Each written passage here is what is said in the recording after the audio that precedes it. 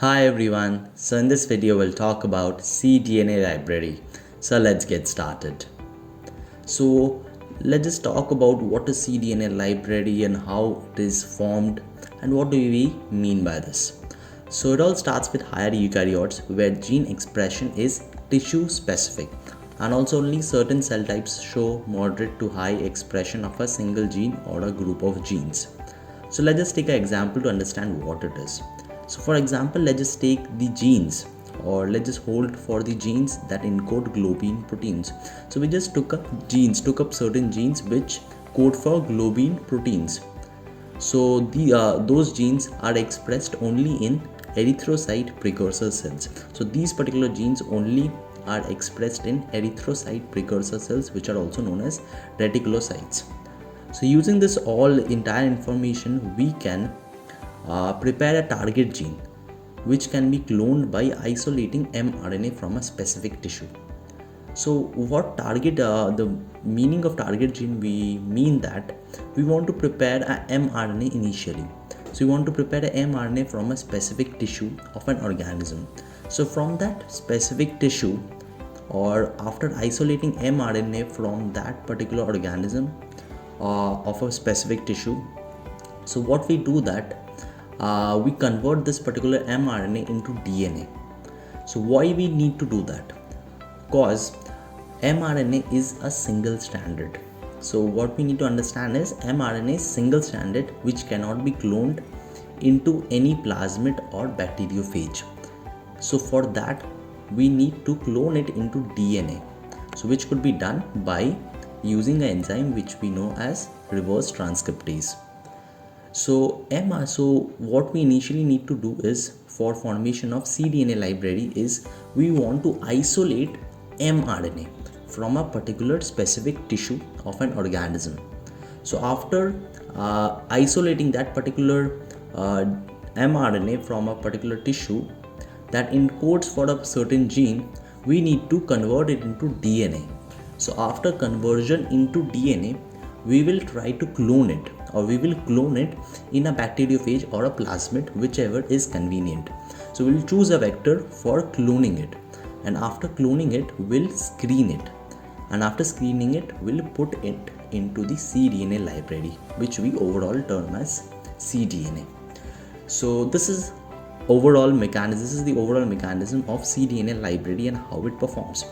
So it's a very simple logic that we need to first understand, or we need to find those genes that encode for a particular cells or encode for particular sets of cells. So for that, after knowing that particular set of information, we need to isolate those particular mRNA from a specific tissue that encode for those sets of cells. So after knowing everything and isolating mRNA, we need to carry on the further process of conversion to DNA and cloning. So this is the entire step of cDNA library, which is written similarly here. So the specific DNA sequences are synthesized as copies from mRNA of a particular cell type and cloned into bacteriophage vectors. And the cDNA is produced from a fully transcribed mRNA which contains only expressed genes of an organism. So what I said that is cDNA is prepared or produced from fully transcribed mRNA. So after that, we have isolated mRNA from those sets of tissues that encode for particular sets of genes. We will transcribe into DNA, cDNA, or we can say as not just DNA but cDNA, and thereafter we can clone it into bacteriophage vectors. So in this case we are using bacteriophage vectors over plasmid vectors, which I'll be telling you why. And also this can be clones of such DNA copies of mRNA are called cDNA clones. So this is how it's carried out. So I'll share you another mechanism or a detailed mechanism of construction of cDNA library. So this is the overall or the elaborated form of construction of cDNA library. So there are 4 steps, which is isolation of mRNA, then is synthesis of first and second strand of cDNA, and then is incorporation of cDNA into vector, and then is cloning of cDNA. So moving with the first step. So what does the first step say? So the first step is the isolation of mRNA. So it involves the isolation of total mRNA from a cell type or tissue of interest. So we want to extract as much mRNA as we can from a specific tissue or a cell type. So after that we have isolated the total mRNA. The amount of desired mRNA can be increased by following ways. So we can increase also. So there are different ways that we can amplify or increase the number of or amount of mRNA. So there are ways such as chromatographic purification of mRNA. So chromatographic purification of mRNA using oligo-DT column, which retains mRNA molecules, resulting in their enrichment. So one method is chromatographic purification of mRNA, and secondly we have spinning down mRNA by density gradient centrifugation. So we can use centrifugation method for purification of mRNA as well, or increasing the content or amount of mRNA as well. Thereafter we have is the three ends of eukaryotic mRNA consist of a string of 50 to 250 adenylated residues or poly-A-tail. So the three end of mRNA is adenylated, or this particular 3 end, let's say this is the 3 end, so this particular end is capped with adenine residues. So this is particular capped with adenine residues, or you can say as adenylated residues. So it is around 50 to 250 adenine residues, or you can say as poly-A-tails. So this is also named as poly-A-tails because these are capped with adenine residues. So which makes the separation easy from much more prevalent rRNAs and tRNA in a cell extract using a column containing oligo-DT tagged onto its matrix. So as we know, let's say this is the RNA, string of RNA, which consists of rRNA, which consists of tRNA, and then we have mRNA. So we just want the mRNA. So how will we do that? So as mRNA consists of adenylated tail, or the 3 end is adenylated or poly-A-tail, so the separation becomes easy from the tRNA and the rRNA. So this is how, with the help of centrifugation methods and chromatographic techniques, we can separate it and thereby increase the content of or the amount of mRNA. So when a cell extract is passed through oligo-DT column, the mRNA binds to the column due to the complementary base pairing between poly-A-tail and oligo-DT.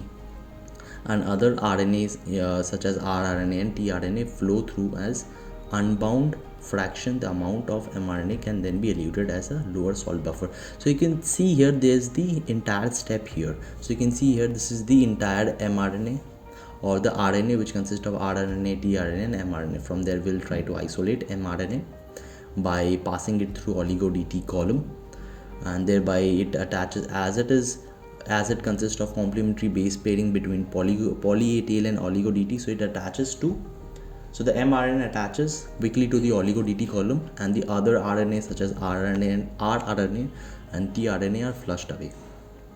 So this was the isolation of mRNA.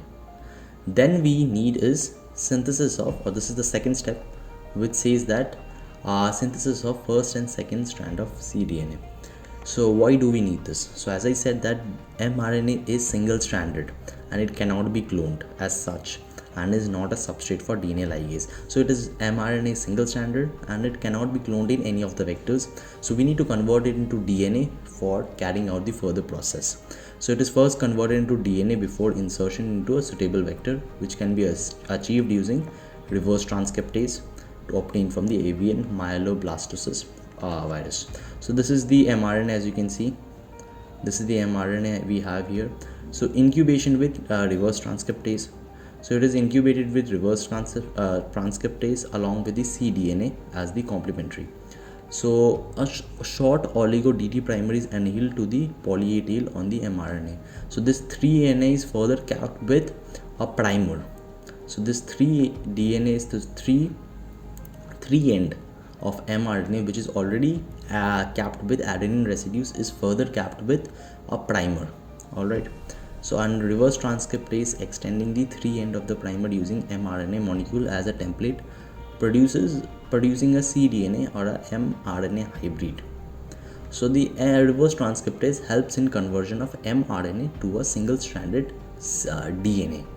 So you can see here this mRNA ligates with the cDNA to form single stranded DNA. So as we know, we have got a single stranded DNA after this. So what happens is the mRNA from cDNA, our mRNA can be removed by rRNA, H or alkaline hydrolysis. So this particular, as you can see, this is a single stranded DNA that is formed here. So what we need is, we want to make it a double strand for further use. So synthesis of second DNA strand by RT or reverse transcriptase occurs. So with that we can make it as a double stranded DNA, and after that with the action of S1 nuclease we can make it a blunt end. So like this, we want to make the other end as well. So what we'll get is this. So after getting this, we'll add on to terminal transferase to make it a very much blunt end, so that we can use it in other vectors for cloning as well. So talking about the next step, which is incorporation of cDNA into a vector. So the blunt ended cDNA termini are modified in order to ligate into a vector to prepare double stranded for cloning. Since blunt end ligation is inefficient, short restriction site linkers are first ligated to both ends. So blunt ends are not very much suitable. So what they are doing for avoiding or increasing the efficiency, linkers are being attached. So the linkers are being attached for making it suitable for cloning. And then we use cloning methods. So cDNA are usually cloned in the phage insertion method.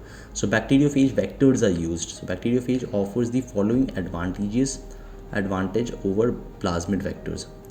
So some of the advantages to which why we are using bacteriophage vectors over plasmid vector is, they are more suitable when a large number of recombinants are required for cloning low abundant mRNAs, as recombinant phages are produced by in vitro packaging. So they are suitable for large number of recombinants that can be formed at one time. Also, these can be easily stored and handle large number of phage clones as compared to bacterial clones carrying plasmid. So storage provides an edge over the storage as well. And for some of the problems of cDNA preparation is, large mRNA sequence results in inefficient synthesis of full length cDNA. Also, this causes problem during expression, as it may not contain the entire coding sequence of the gene. Also, this arises because of the poor progressivity of reverse transcriptase enzyme. Also, use of S1 nuclease, the enzyme used to trim the double stranded cDNA, may remove the some important 5 sequences. So there are problems as well, but these can be solved over the period of time. Also talking about the last part, which is the application of cDNA. So talking about the application of cDNA, which is the discovery of novel genes. We have in vitro study of gene function by cloning full length cDNA, determination of alternative splicing in various cell types. They are commonly used for removal of various non-coding regions from the library, expression of eukaryotic genes in prokaryote, as they lack introns in their DNA and therefore do not have any enzyme to cut out in the transcription process.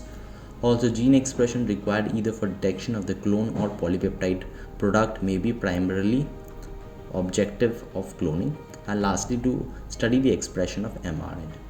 So let's just keep this video till here. Hope you enjoyed this, and thanks for watching.